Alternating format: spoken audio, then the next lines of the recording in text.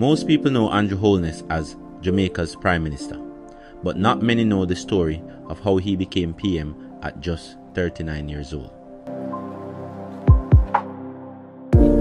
The youngest in our history, Holness was born in year 1972 in Spanish Town. He went to St. Catherine High, then UWI, and started his career working in social development. But here's the surprising part. At only 25 years old, he entered Parliament as the MP for West Central St. Andrew.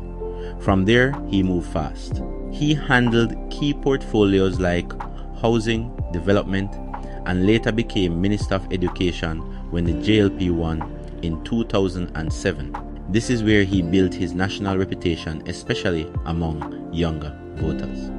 In 2011, when Bruce Golding stepped down, Holness was chosen to lead the government. On the 23rd of October 2011, at just 39, he was sworn in as Prime Minister, the first Jamaican PM born after independence. He lost the election weeks later, but returned in 2016 to become PM again. His rise is one of the fastest in modern Jamaican politics. If you want a part 2 on his leadership, policies or controversies, comment part 2, more deep Jamaican history coming.